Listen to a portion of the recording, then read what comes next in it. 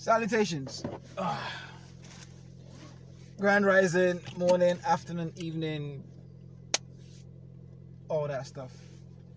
It's been a long time. I shouldn't have left you without a podcast to step two. Step two.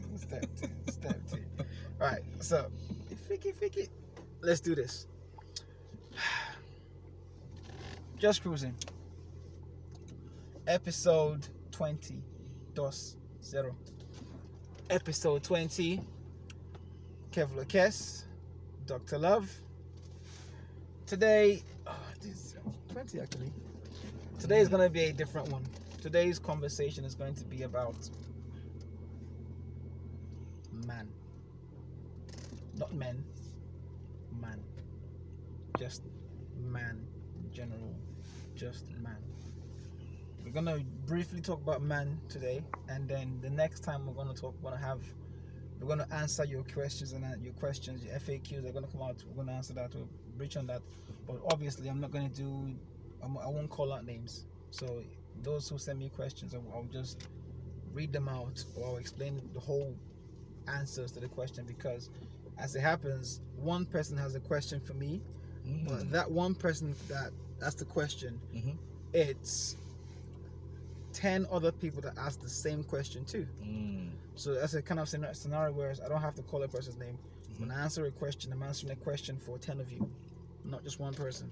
And that's really quite important, if that's a thing. Really important. So today's topic is man. When I say man, it's the full circle of what is manhood, what is boyhood, what makes a man, what the men do, what men go through, men in today's society versus men in yesterday's society, what men think masculinity is, what men think it isn't, just man in general, what men go through, how men are appreciated or unappreciated, or how men are valued in today's society. Or not valued. Exactly. Or also who determines who a man is. What determines who a man is? Is it you, or is it your friends, your mom, your dad, your girlfriend, your workplace? Who determines you're a man? Moreover, who goes to you and says today, now you're a man? We don't get that. Yeah.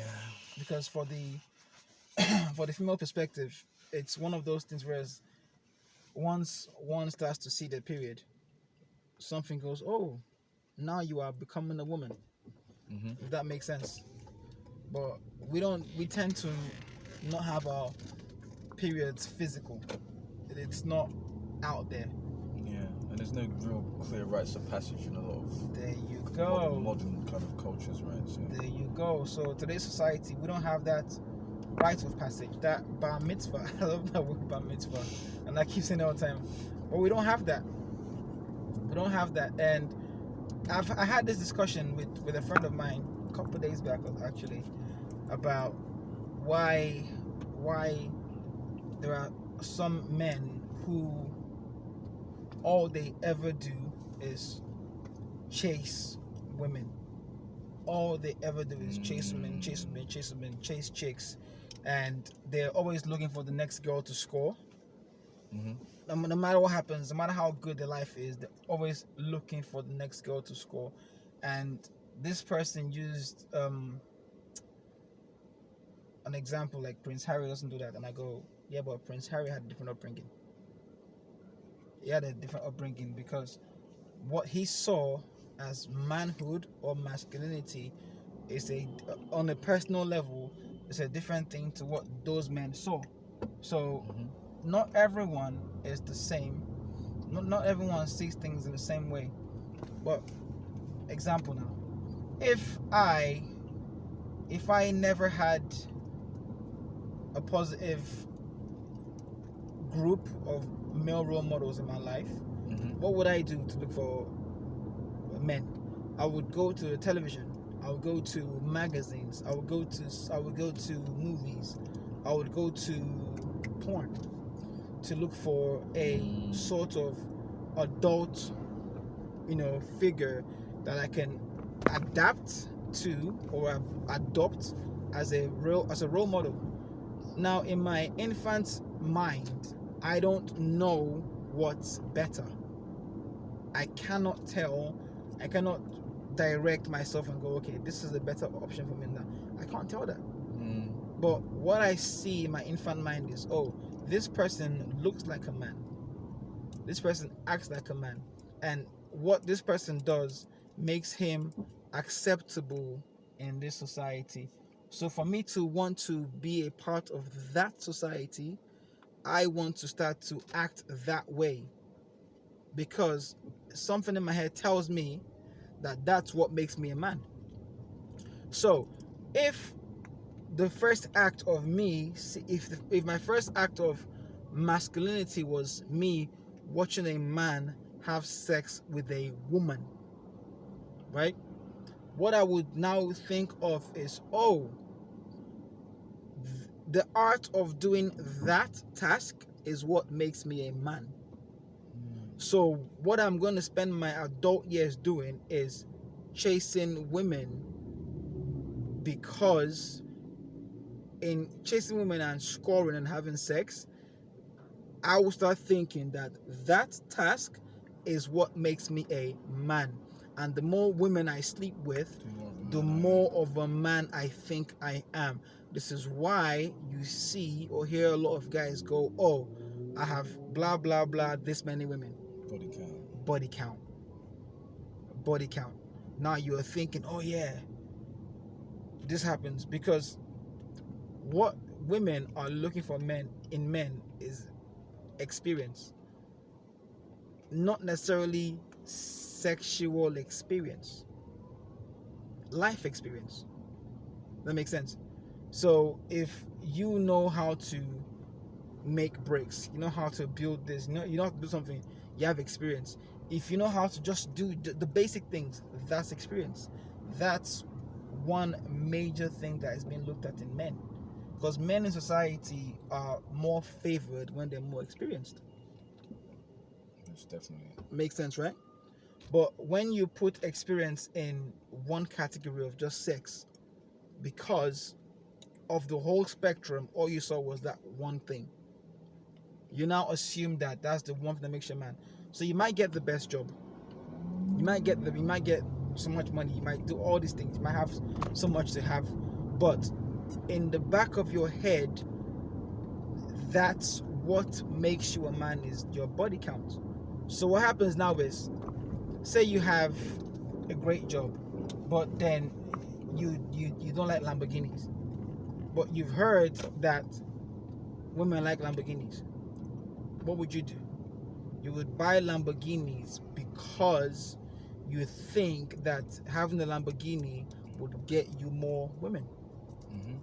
Boom. So you're not buying the Lambo for yourself, you're buying it because you're going to get more women, which in turn makes you feel more masculine.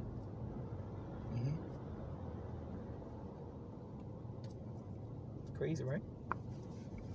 But then comes, if you not have a rite of passage, a public, visible rite of passage, whereas someone says to you, these are the 10 steps you need to take in order to be a man, and they make it a public scene, even if it's just 7 steps. These 7 steps are the steps you need to make you a man. And then they line up all the steps, and then you go, oh, I did this. Boom. That's all your focus. If your first sight of, if you the first time you saw a man being masculine on his masculine frame was a man selling drugs, that's all you're going to relate to. Even if you step out of that scene, that's all you're going to relate to. That makes sense. That's what happens. And the same thing for women as well. If a girl grows up being a woman, and all she saw as masculine were aggressive, violent men on television, right? Because daddy wasn't there. Aggressive, violent men. All she would be drawn to and attracted to, all she would think of being a man is the aggressive, violent man that hits. because in her unconscious, she's like, oh, he's a man. And then the ones who are trying to be nice and loving and take her out and oh, blah blah blah, they are not masculine enough or macho enough. Masculine enough. You understand? Yeah. Because most of what we're going through is it's our childhood. Is what we saw as kids first, because that's what sticks. That's what sticks. So you now become a man, and all you're doing is what you saw as a child. But on the other end, when you see men in their frame, going to work, providing, just doing the basic things, that's your SI unit of man. That's your man QR code. You see my point? So when you see the other part, you're like, nah, that's not. I'm not used to that as being a man. Being a man as a provider, protector, that's what I'm used to, and it happens. That's the world we live in. So when you now grow up seeing men being providers and protectors, you're now going to a world and you mix with women who saw men from the aggressive part. What do you do? How do you blend that magic? That's the world we live in today. Yes, you've met and mated with women who see aggressive men as men, non-aggressive men as not man enough. You see my point? And then comes the where have all the good men gone? What you're saying is, where have all the good but bad, nice but not nice, badass but calm men gone? The ones that you can change at all times. You say you want them, but you don't want them, but you don't know what you want. And now the men who actually now listen to those women, they're the ones that are stuck in limbo, because they want to be mean on Monday, nice on Tuesday, badass on Wednesday, cool on Thursday. And they find it hard because they're not being themselves, because they can't be themselves trying to impress a person who doesn't know what she wants. Therefore, we tend to live in a very confused world today. It's a mess. This is why I tell everyone to just be in your frame and do you the best you can possibly do. Simple as. It's a mess.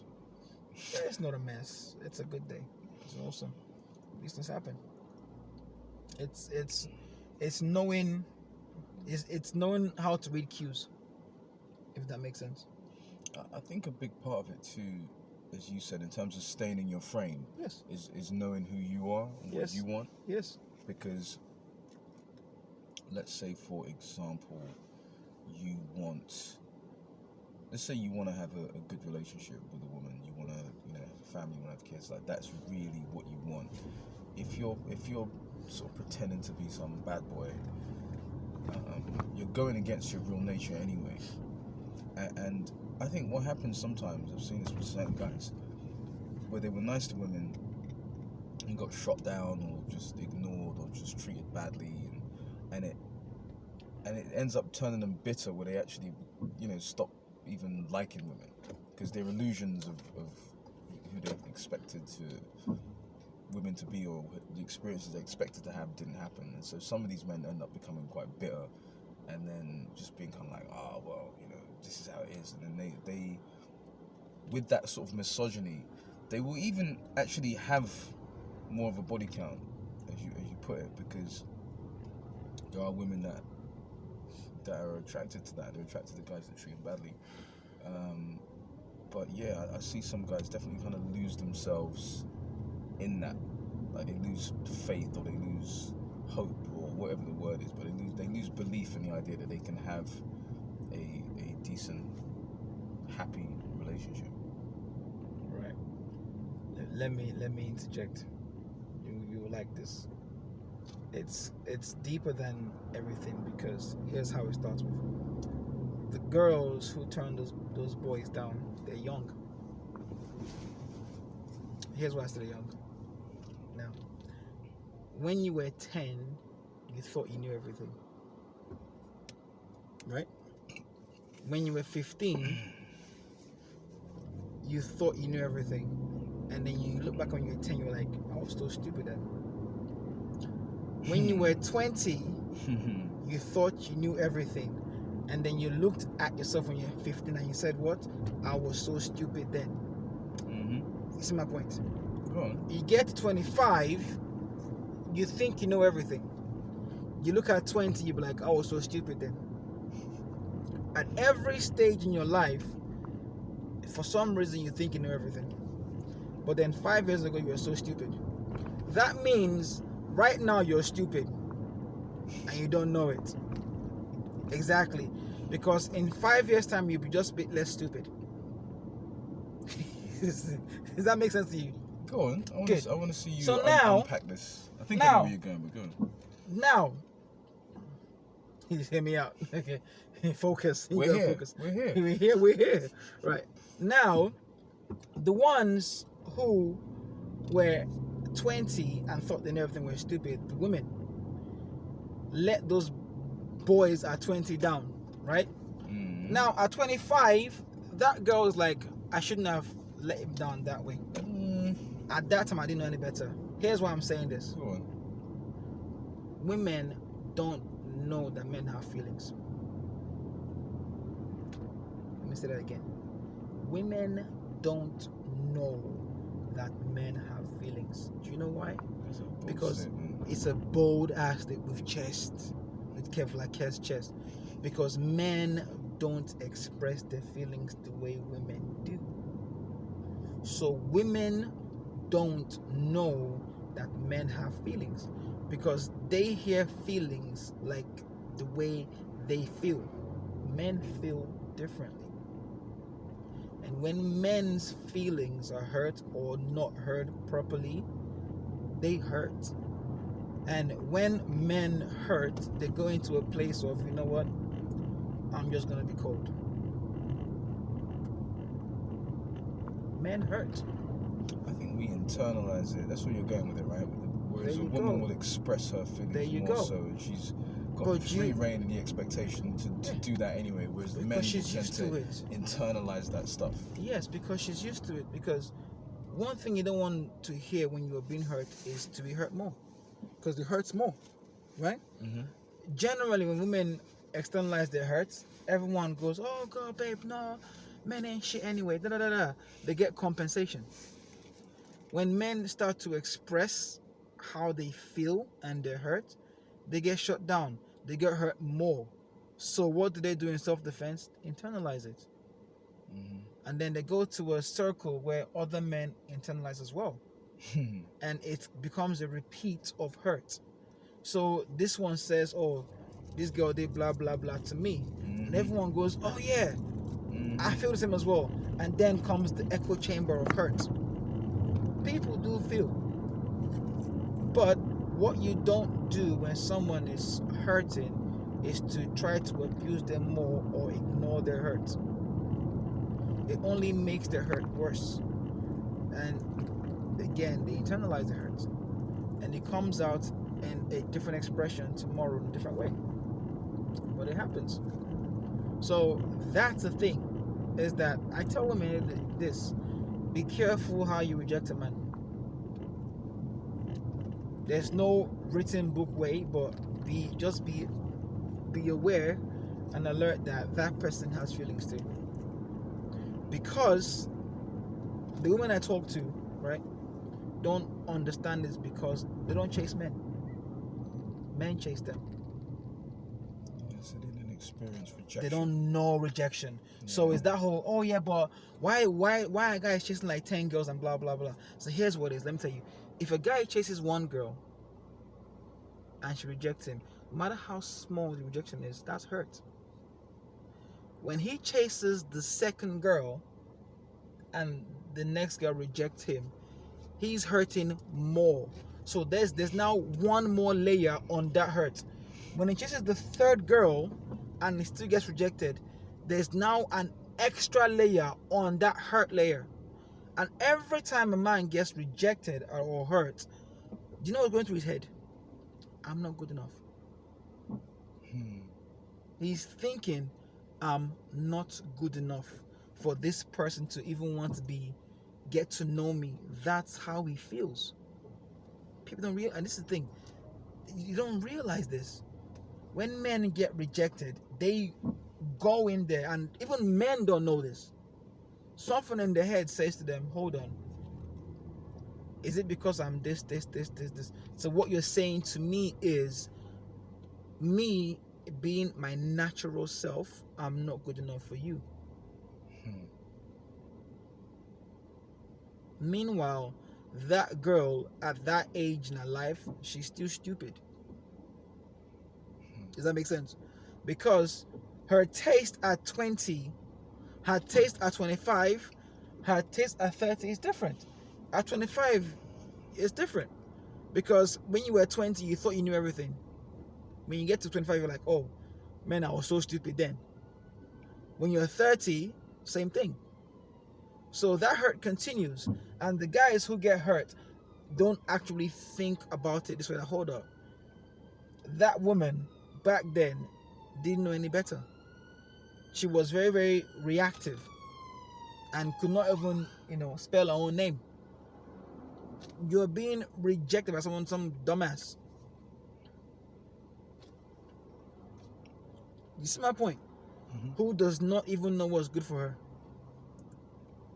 Boom. But that's a reality. But when you get in your feelings, you don't see the whole spectrum. You don't see everything. I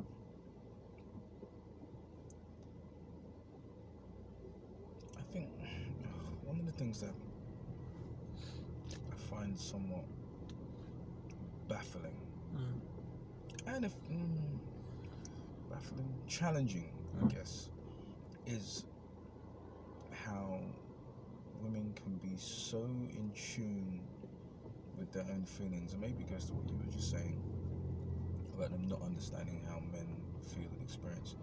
But it's so interesting to me how, on the one hand, women are terrified of rejection. I see it in tiny ways sometimes. A woman will say to me, "Oh, do you think I can do this thing?" Or she'll ask me because she doesn't want to put herself in a space where someone might say no to her, because she doesn't want to deal with the possibility of that hurt. And yet, will reject a man without a moment's thought. Will almost be angry at times that a man's approaching her, and don't really recognize the courage that takes, even though they don't have to build that same muscle. Do you know what I mean? Even though they're not really required to walk up to a stranger and say, try and start a conversation or have thin air or make something happen. Ultimately, it's gonna. There are some women that will, but in most cases, it's either going to be either some online situation where guys are reaching out to you, or in person, someone's going to come up to you. And yet, even though a woman wouldn't want to do that and doesn't do it, it's like there's an inability to perspective take, to get out of their own.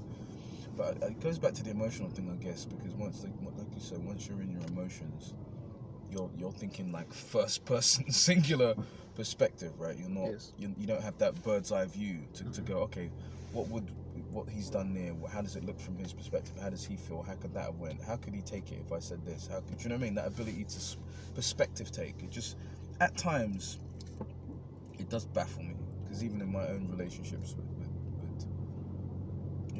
it's like, how are you? I know, I get that you're in your feelings, but how are you not able at all to step outside that for a moment? But it's not gonna happen. It's not gonna happen because you're in your emotions. So it's not gonna happen at all. I've met some women that can do it, but very, very few that have that kind of. Well, the ones that you see that can do it is because they've lost something good. They've lost something good. One, two, they've been hurt badly, and they've been realized that it was their fault, and they've actually had to calm down and go, you know what, I don't want to lose something good anymore. And it's crazy. It's not a bad thing. It's just how the world is. So, on that perspective, right, what I tend to do is I tell men to make a list of their priorities. Make a list of priorities and give it this hierarchy system. What's more important? I know. Getting pussy or getting money? It's up to you. It's not up to me. You decide. Decide. What's more important? Getting fitter or getting one hit? What's more important? So what do you mean one hit? Well, one night stand. Oh, okay. Is that what's more important? One hit. You understand my point? What's more important? That meeting tomorrow or the club tonight? That's really good, actually. It is what it is, and that's the thing. And then you've got your own personal code. There you go. And it's not a me thing. That note, that's for you. That list, that's for you. It's not for me. You write down a list of priorities, and then you basically you set boundaries for yourself. That's it. You cannot set boundaries for anybody if you haven't set boundaries for yourself. You want to know what man does? That's what man does. Man sets boundaries. We go here or we don't go there. You decide. And one important thing I tell every man, be prepared to take losses. Brace for the L. Yes, that's good advice right there. This is the best advice. Don't realize it. You're gonna lose something. Brace for it. It will come from nowhere. You don't know. Prepare for the L, because we've been from day dot, man. You work hard, but then an L just from there. Oh look, L, boom. Oh look, L, boom. Whoa. Hold this. Oh, L, oh, boom. You understand? From somewhere an L comes. It's so real.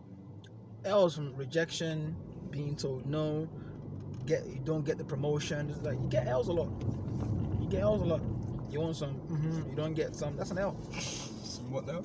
Some, You know, you don't get some. That's an L. You get L's a lot. It's fine. You might get one more L again tomorrow, so no problem. Shake it off. Keep moving. That's a reality. If you expect them, then they're not gonna sting like that. No. It's not expect. If you are cautious, it won't sting like that. If you expect basically means like. I would expect maybe accept is the right word. Thank you. So expect is more of like I respect precision with language is it's more of like nothing else matters. I'm just gonna get this, so I quit. No. Yeah. You know, you're anticipating though. It's not that, but it's accepting that it's part of the experience. Japanese call it gambare. Gambare. Gambare means do your best. Gambare. So I like that. Whether good or bad, gambare. So it's like you might get the worst, but gambare. What's important is you did your best. That's what's important. You did the best you could in that time. If you lost, so be it. You have no regrets. Your regrets come in when you don't do your best. Why? Because it goes, oh, I should have, I could have, I would have. But when you did everything, there's no regret.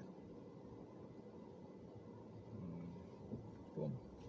I wanted to share something around boundaries actually, because I recall you mentioning this in one of our previous conversations. It was the podcast entitled Things to Not Apologize For, I believe. Be unapologetic. Number 15, if memory serves. And one of the things you spoke about was the importance of setting boundaries with yourself and with other people. And I was writing. I write every morning now. And I was writing one morning a few days ago, and one of the things that came up, because I've noticed this process has a lot of different positive effects for me, and one of them is that the higher part of me kind of comes through sometimes with just really clear guidance. And so it was basically saying to me, you know, every healthy relationship has healthy boundaries. Yes. And so, and it was talking about technology and how if you haven't set some healthy boundaries around technology, because it's designed to be addictive, Yes. chances are you're going to have a very unhealthy relationship with it. Yes, you will. And I realized that I didn't put like time constraints around it. I was sort of dipping in and out at different times, and so just on the strength of that coming through, that same day I decided, okay, this is the time I'm going to give myself each day, and outside of that I'm not using it unless I've got a very specific reason, such as, you know, I'm going to go on YouTube to learn this particular thing, or, you know, something like that. Other than that, this is the time for my comments, this is the time for my posts, this is my time for replies, messages, you know, all of that stuff. Yeah. You know, immediately I felt this sense of just like relief. Just this way, it was crazy, like this wave of relief came over, because it was like, because now I'm not like interrupting myself, and I'm not engaging, I'm not stimulating my brain like every 10 minutes, or if there's a moment like I've got a 5-minute break, let me quickly check this. I don't do that now, and it's only been a few days, but it's been a complete game changer. And Glad. yeah, I'm very excited, because it's freed up more time, and I notice I'm writing more in that time, and I'm reading, and I'm just using the time productively rather than just sort of following this compulsive habit. If you notice that when you set up that boundary for yourself, you tend to tolerate people who want to phone a lot less. Don't say, you're like, nah, don't do that. It's only been a couple of days, but yeah, no, I'm sure it will be that. I'm already not very tolerant. Like if you're doing your own thing, it's one thing, but if I'm spending time with you, what are we doing here? There you go. What's happening? You can do that when I'm not here, innit? I think one thing I know I say is, like, I say things like, you can do that with somebody else, but not me. It's just what it is. That's such a Kez line, man. It is a Kez line thing. I'm arrogant. I'm talking like that. You can do that with lesser mortals. No, it's not. It's just anybody else can do that, yeah, but not me. I mean, I've worked my ass off. I've worked hard to be here, and that's the reality. I've worked hard to be here. It's not by chance. I worked my ass off. So if you don't put some respect on my name, then we're gonna bounce. As simple as that. One example. Today, so in my gym, one of the guys that comes and does his private classes in my gym, he's a legend in the game. As if he teaches private classes? He one-on-one, one-to-ones, yeah. Personal classes, right? Okay. He's a legend in the game. What does he teach? I'm curious. Muay Thai. Okay. He was fighting when I was when I was at this, you understand? So he's been fighting forever. And then he brought this new guy in the gym. New guy is like his first time. I was putting up posters in my gym. And then the guy made the mistake of going, oh, so how many years have you been doing this? I'm like, you motherfucker. I went all Samuel Jackson. Are you mad, bro? I thought that was trading. Do you know who he is? You know? I said, do you know who he is? Let me tell you who he is. And the guy, because he's from Thailand, is Thai. He's very humble, very quiet. Yeah. Like, I ain't Thai, bro. I ain't quiet. I ain't humble. Yeah. I said, are you mad, bro? Are you dumb? Do you know who he is? He was doing this. When you were this big. I can't count how many times he's been in the ring. He is a legend in the game. Every other Thai coach in the country knows him. That damn good. Because it's quiet, you don't know. It's like, nah, even in shut up. It's like, for what he's teaching you, you need to be grateful to be in his presence. That's what it is. Because he's worked hard. Blood, sweat, tears, broken bones, the works, concussions to be here. Understand that. He's broken his own skull to be here, so you better put some respect on his name. For what he's delivering, he best be charging you £500 an hour for his time. That's what it is. So I encourage men who have put in the work to basically embrace your grind. Because if you don't respect what you do, these guys don't know what you do. They don't care. It's like, no, respect his name. You mad, bro? Don't talk like that. Shut up. Go through me first before you go through him. That's who he is. So he's your favorite fighter's favorite fighter. That's who he is. Boom. Shook his system. So yeah, but it's man. It's man, because we're so used to getting up in the morning, go to work, put your head down, grind. We don't get that unconditional love. Only our mom give that to us. You understand? We don't get that. Jeez. We don't get that love. Oh man, that is You know, so real. We get that. How That we get is the so how useful real. are you? It's fine, but that's the beauty. It's like embrace it. Don't cry about it. Because guess what? If we cry about it, what happens? They're gonna go, "Oh, you're crying again. You're a crying ass man. You're not the kind of man we want. Because we don't want men that cry." I'm seeing Full circle. I'm seeing a lot of that at the moment. Like, the conversation I've noticed keeps coming up is men basically saying to me, "Oh man, like there's just so much to deal with, like so many different problems and challenges, and like as soon as one thing's fixed, then there's gonna be another one." And I just tell them, yeah, that's life. Like, once you run out of situations to deal with, is when you're dead in it. Like, there's always gonna be stuff. Just sing this song to them. Now you're a man. Man. Mama, man. Mama, manly man.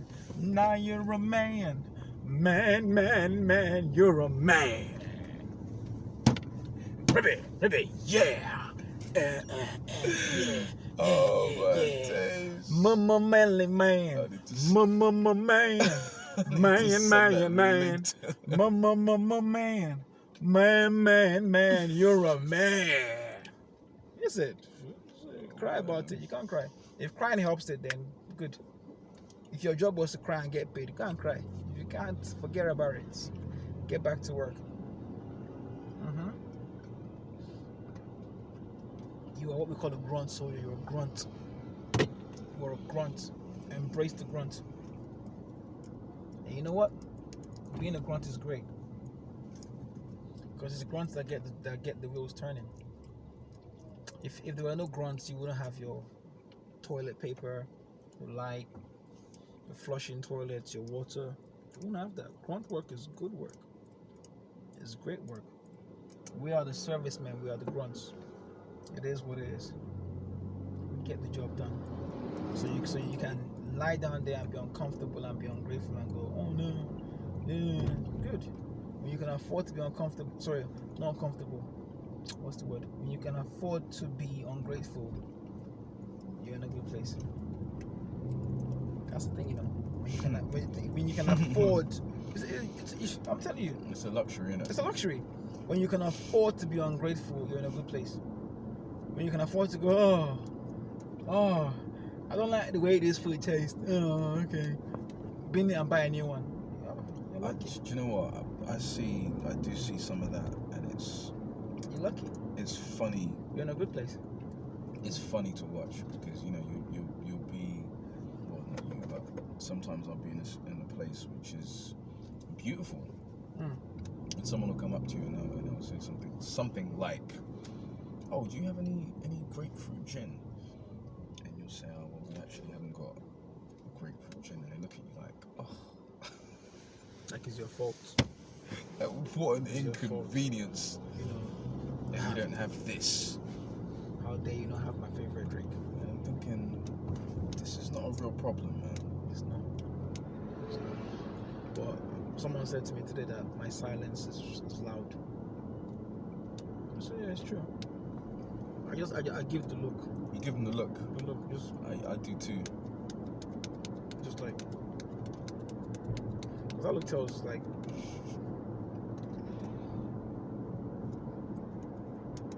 Yeah, I got this deadpan look. It's not even nice, man. Just that deadpan. nah, you brought it from me. You're welcome. You got that from me. I already had a evil. I think it runs in my family though. I swear to God, like there's a few looks like that. It's a good thing. My dad was frightening, man. It's a good thing. It's good for a man to learn how to threaten without threatening.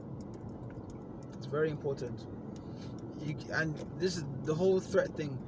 It's not say I'm gonna stab you. No, it's just basically give one or people in the area the awareness that you are not to be trifled with, without being loud about it.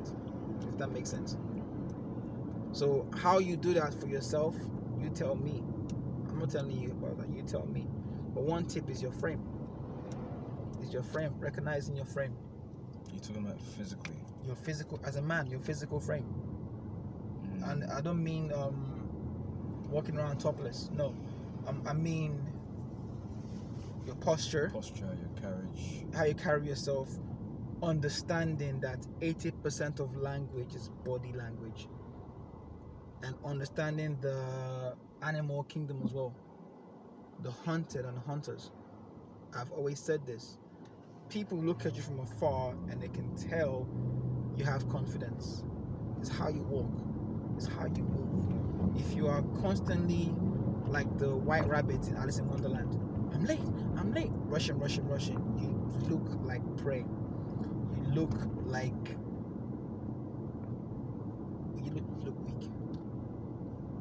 If you are in your frame, you're taking your time. If you've planned your day the day before, you know what time you have to leave the house. You know what time you have to do what you have to do. You got this. You're good. From afar, people can see that you're in your frame. You're in your element. You're not to be trifled with. That's one way to be a threat without threatening people. As simple as that. And that should also be your priorities. How you are seen. What you look like. What kind of perception you give to the world. That's very important. It's a man thing. You don't get that. You don't understand that. As long as you, and here's the thing, as long as you are perceived as a threat, you are not going to get your kudos. You won't get your props. Yeah. You're not. That's the reality. No one's going to give you props and say, oh man, that's awesome. Why? Because they see you as a threat. You only get your kudos or props when you're a clown, when you're a coon, when you're a jokester, when you're not a threat, when you are the payaso. Sorry. Payaso, is that Spanish? I've heard that. It's clown in Spanish, right? Clown. Payaso. I've heard that somewhere. Yeah, when you're the clown, when you're the class clown, everyone goes, oh look, class clown. And because you've not been because you lack your own self-belief and self-confidence, you're looking for approval from others. So you then realize, oh, you just made me think of someone. There you go. The more you act like a clown, the more claps you get. You're now looking for that approval, like the Pavlovian approval. Oh, look, if I do the jig, I get biscuits. You understand? If I twerk, I get candy. You know, I've never been that person, and I can remember times when it was expected to, for you to just sort of go along with the flow, like be the fun guy or do this or whatever, and I've just be standing there like I've never done that. Like if I'm in the mood to crack some jokes and banter and all the rest of it, I will do that. But yeah, the whole seeking approval, like it's just never been my thing. It's fine. Again, every is a crown, right? And that's the thing about that. If you're going to stand in your frame, prepare to stand on your own. Jeez. If you are going to stand in your frame, prepare to stand on your own. Which it goes back again to, as a man in his frame, prepare to take some L's. So real. Because you're gonna be a feminine. People are gonna reject you and go, oh no, you did this. But guess what? Those who are gonna push you and shove you and try and get your goat, all they are doing is they're trying to shit test you to see if you are a real person. That's all they're doing. When you stand in your frame, people will test you. Why are they testing you? They're testing you because they're looking for a trustworthy leader. They don't know it, but they want someone to lead them that they can relax.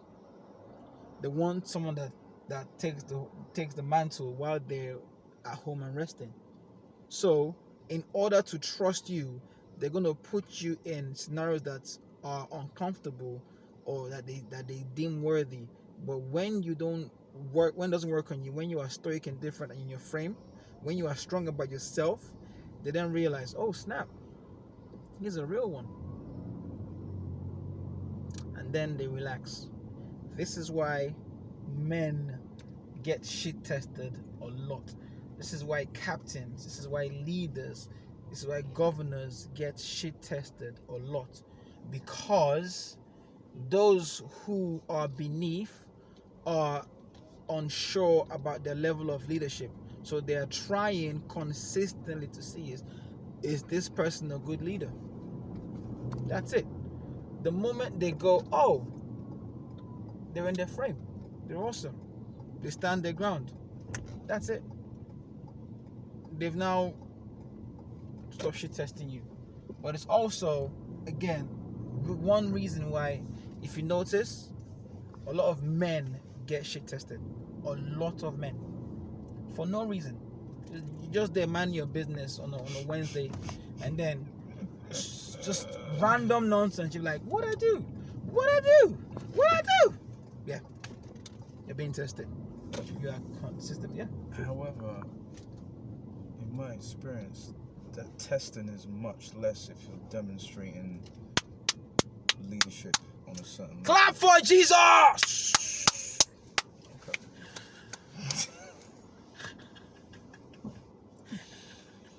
Yeah, I used to get tested a lot more. I was about to go into that. I was like, Oh, you were? Yeah. Go for it. The reason why a lot of men get shit tested today more than ever is because your women don't see you doing masculine things daily. That's it.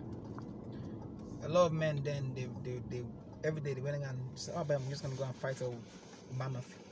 I'm gonna wrestle a tiger. I'm gonna go and hunt. I'm gonna go hunt a T-Rex. Yeah, back in 5 minutes. Rah! It's masculine stuff. You understand? Now I was like, oh, babes, I'm gonna take the bin out. Oh, it's hard work, you know.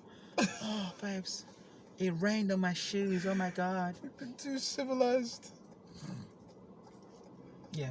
So there's no deciphering that.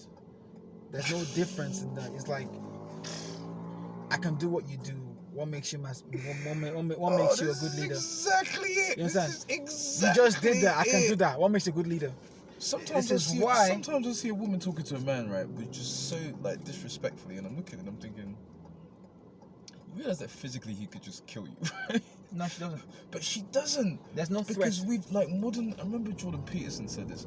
Jordan Peterson, I'll paraphrase, but he was basically saying men have created a world which is so safe and so civilized that most women don't realize the kind of privileges that are afforded by that, because it was crazy, it was wild. There was a time when women were in much more physical danger. There was more war, there was more dangers of violence, there was all kinds of stuff going on. But it's the structures that have been put in place to, you know, bring law, bring order, bring safety in all kinds of different ways, which allow the ungratefulness, yes, that you spoke of. And you're right, like we're not seen doing those things. It's only like in little situations where maybe you got to lift something and a woman can't lift it. She comes to ask for your help. Right? Like she'll come up to you and say, "Oh, can you reach that thing for me, or can you pick this up?" Or, you know, these like, unless you are actively you pick it up and just put it somewhere higher. Say, ah, that's what you get. I'll pick it up, but before I do, I just remind them they needed a man to do that. Petty's your favorite color. Look at you. I do every time. I was like, "Oh, do you need a man?" Yeah. That's mean. I like it. You cold, bruh? You're cold. It's fun, man. It's all in fun. Mostly. My man says, "Yeah, now you need a man, don't you?" Hi.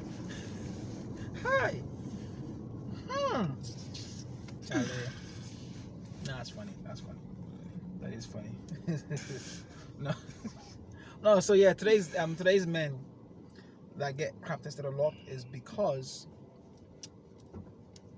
they don't you're not being seen doing masculine stuff.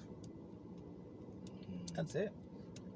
That's it. And then the ones that are constantly doing masculine stuff don't get shit tested as often. As often. Once in a while, they might get like, oh yeah, you know what? But no, like, nah, dude, shut up. I'm good. Yeah, it's Once in a while. like a little jab. I don't know. Just make sure you're still sharp. Bro, see, don't wait around 12. Just counter right there. Pow! Take it back. What are you talking about? No. As simple as. It's just get used to sparring. No way. You have to be ready though, because there was I used this example, like the old school Pink Panther when he had Kato that would just randomly attack him in his house. Yeah. I used that analogy with one of my boys. He was dying. Do you know, I realized they didn't even try, because the Green Hornet, the guy's name was what? The Asian guy's name was what? Kato. Pink Panther, the guy's name was what? I never made that connection I did from day until one. a while back actually. It's like same clothing, same dressing, same pow, fake block, like dude, you break your hand. Yeah, I know. Same thing. Always be aware and alert. Always ready. Joe chop.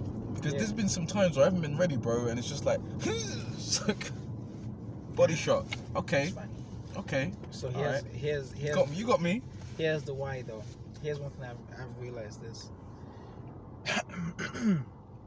A lot of people say it's in their own point of view, which is for relationships, she has to love him more than her for it to work. And then on another part, they go, he has to love her more than him for it to work. Both sides, I say bullshit. I don't care what you say, I say bullshit. What do you say? I say he has to be on his purpose.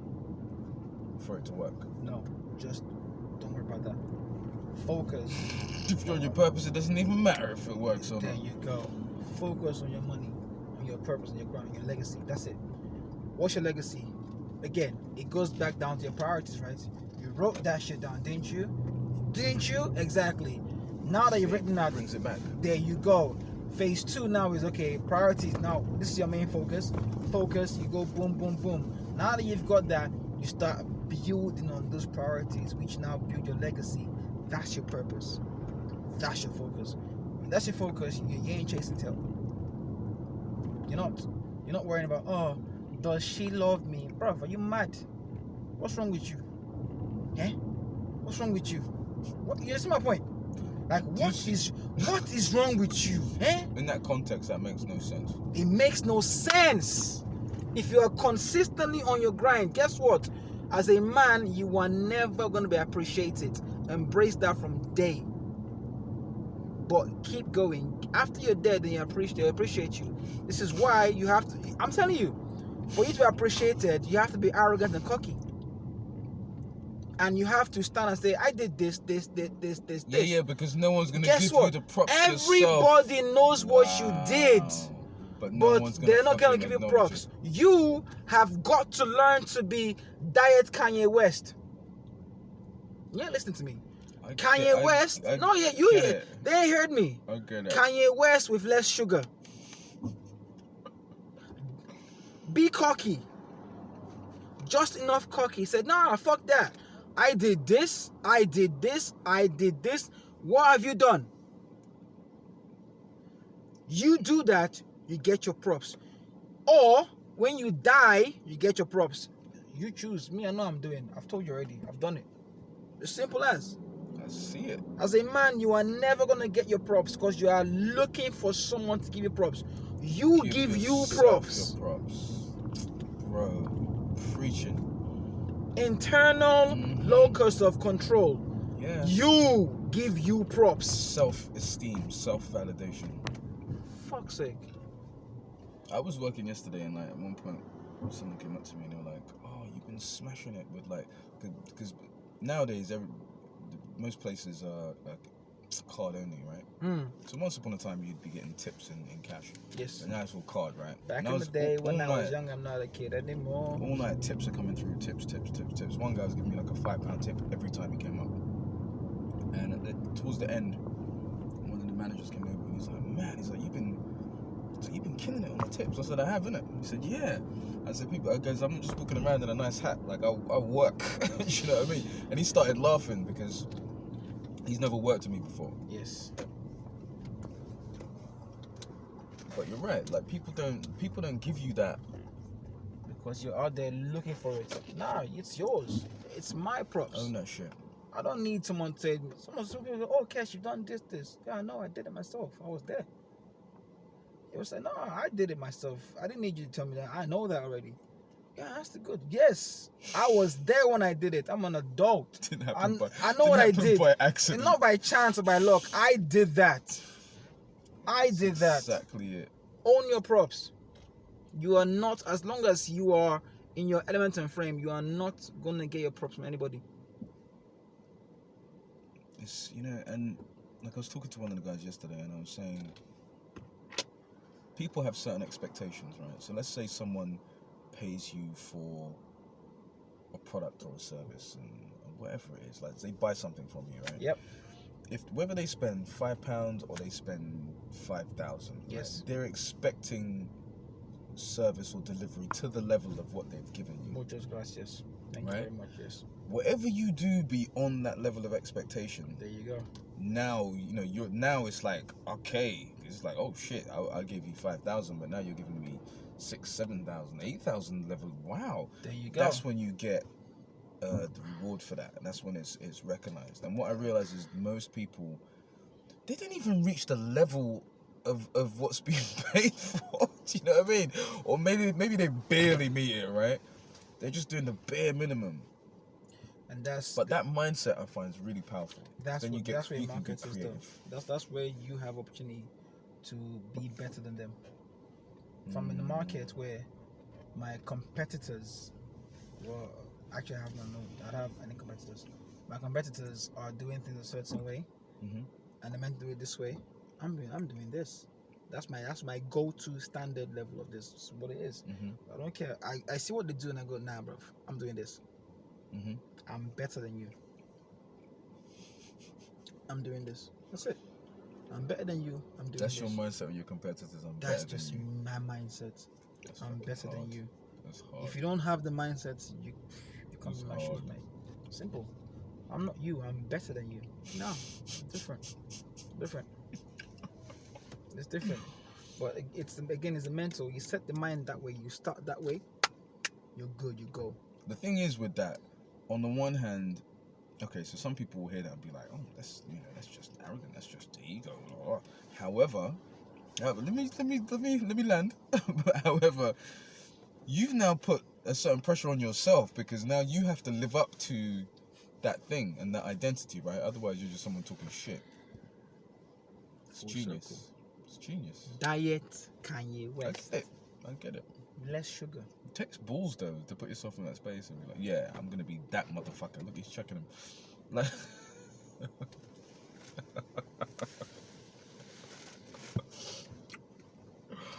oh man. I'm shaking my balls as well.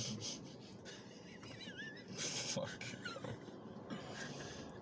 Takes balls. Just saw that old meme where the guy's like, just the blinker dude. Exactly. Okay. Exactly. That's the idea. Be arrogant. Be cocky. Be you. Be your own. Be your frame. Understand that no one's gonna come and help you. You help you. No one's gonna give your props. You give you your props. Expect to be rejected. Expect to take an L. C'est la vie. This is life. It's what it is. Take it. Boom. That L's gonna come. No problem. And you can handle the L because you expected the L coming. You saw it coming. Therefore, you could brace for impact and know a counter to the L. You're good as gold. If you're gonna sit down and live in pixie fairy dust land, that's on you, bruv. I'm not gonna buffer you. That's on you. You chose to see the problem, but go, oh, if I look up in the clouds long enough, it will ignore me. Man. Okay. Do you? Me? I got things to do. That's why. It's just how I see it. Just that rational, logical perspective. Just then you said you expected the L. You didn't mean you.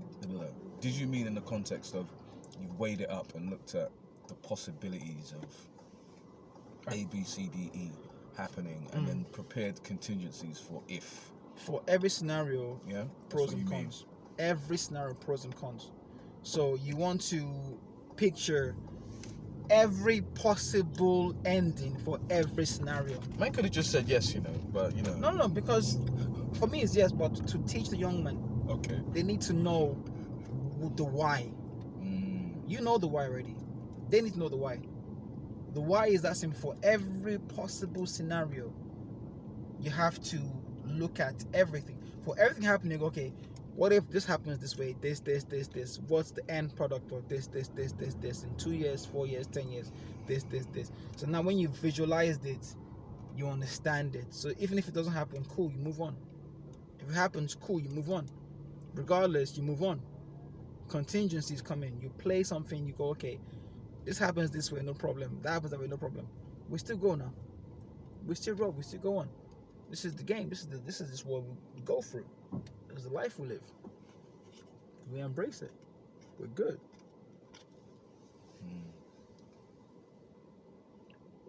That's the life, brother. It's the man. You're going to work. You're going to work. You are not appreciated as a man unless you are You should appreciate yourself. Unless you are an active part of your current society. Right? Unless you're going along with the program. Unless you are an integral part of your current society, no one appreciates you. And that's, what's interesting about that is what that makes me think of is the men who you see who follow the program. Yes. Right? The men that are like, oh, I'm a feminist, and do you know what I mean? Or they kind of jump They're into. not. They're just doing that because they want to get pussy. They jump into all these little hoops to show that they're progressive. They're this and they're that, and sorry, vagina. Sorry. You've said pussy several times already. I know, it's a bit right? late, right? I'm trying to appease the crowd. Sorry, vagina. Sound like a bastard. Vagina. Vagina. Please. Vagina. Yeah. So, a lot of guys who claim feminist, it's their ticket to getting some. I get it. It makes sense. Does that work? I can't see that working. It doesn't work. It doesn't work. I can't see that working. They may get like PT sex once, but that's about it. They get I can't see that. fine. Or they get a woman on. PT sex or drunk sex, and then comes the let's just be friends scenario. It's like okay, and then comes the why don't you love me? Why don't you pick up my phone? Because you are being a bitch, sir. I'm stealing that line. You are being a bitch, sir. Trust me. I promise you I'm going to get an opportunity to say that in the next week. I'll have several opportunities, but my promise to you is I'm going to take one of those opportunities. Jack. Got him. Yeah, I swear. Yeah, it's necessary. You're being a bitch, sir. You're being a bitch, sir. I'm going to deliver it just like that, too. I do this. Fucking hell, so much. I've got people go, why are you calling someone a bitch? Because he's being a bitch. So, I call men bitches. It's not a female thing. I call men bitches. I could say Mitch, but it's less effective. Yeah, no, it doesn't hit the same way. Because Mitch, like male bitch, like, no. Be a bitch. But yeah, it's good. It's fine. It acts like one, therefore. If it smells like, looks like, acts like it is. I love it. It's like adding respectfully to sentences. Respectfully, you're being a bitch. Because, men have got to be respected. You have to respect the man. Like, you've been a bitch, sir. What do you respect, sir? You're being a bitch. You're right. It takes a little bit. Like, did I get hit just now? What the heck was that? It takes a little bit of the edge off of it, right? Yeah, it's like, what's that? A slap on the I didn't call you sir.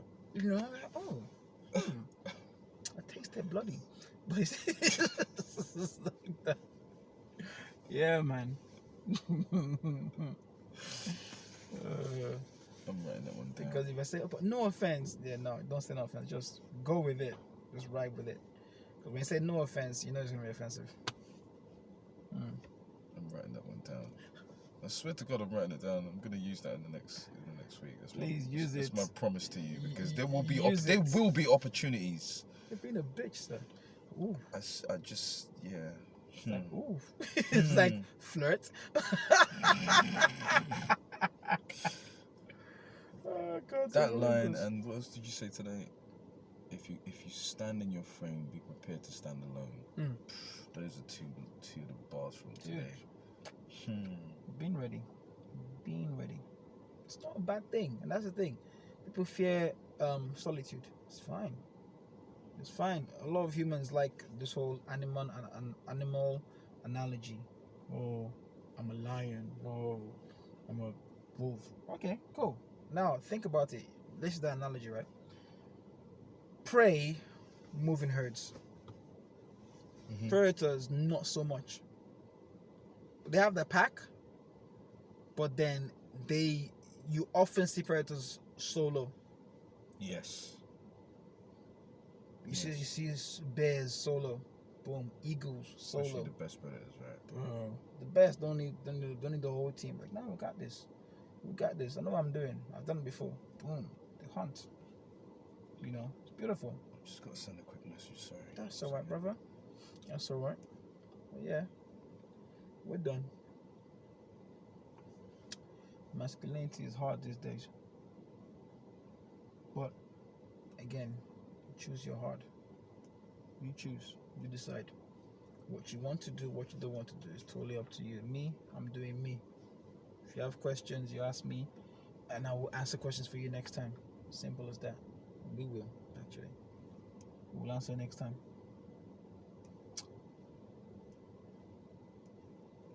Anything else? 1 second, brother. Let me just finish the sentence. We're recording, you know, it's send a message. See? I know. Professional, isn't it? Professional. See? We're recording, you know. I will diss you on paper, on camera, on video. I literally just said this. I just need to send a message, and the guy's like, "Yeah, it's cool." Charlie, my phone is on airplane mode. Talk. See yourself. Boundaries. I said, Seatbelt is off now. Just squeezing has ended. Let me pull my sleeves up. Charlie, your phone. Come on, don't touch me. Get out of here, man.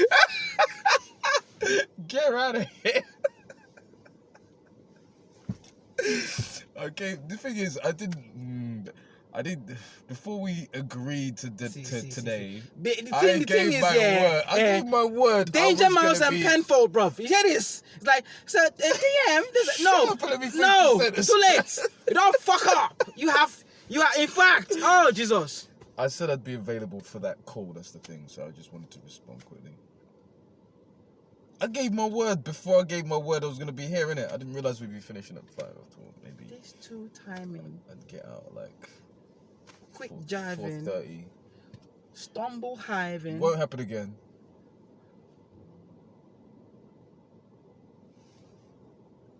I didn't mean to disrespect the podcast. He keeps looking at me. And the funny thing is, he doesn't even care, you know. You just enjoy it. I care because 50 years from now, they'll be like, hey, Dr. Love did what? He was texting on the podcast, episode 20. It was like 1 minute. Oh, man. I apologize. It won't happen again. No, don't apologize. It's fine. He said it will happen again. You hear him? If it happens again, you can push me out of the moving vehicle. It's fine. It won't happen again. Nah, bro. Car insurance. It will cost me a bit more money. You know, roll it out like that. What's wrong with you? You are rolling in the deep. That's not even concerned for my safety. Nah, the car insurance. Scratch my car. I'm not having that. What's wrong with you? Oh gosh. Alright, team. On that note, anything else to add? No, I think it'd be better to save it for the next conversation, actually. Because I've got an idea which I think connects to some of the stuff we spoke about. So, yeah. Alright, so on a closing note, your own frame. You've got to be in your frame. You've got to be your person. You have to be prepared to stand alone. You're gonna take L's. This is what it is. No problem. You're also gonna get shit tested. This is the life it happens, because you're not being seen in the masculine frame every day. So it's fine. People are gonna shit test you. Understand that dynamic. You are gonna get shit tested. No problem. Stand your frame. Be on your purpose. Unless you're trying to be a pimp or someone that's selling sex somewhere, your purpose should not be chasing girls.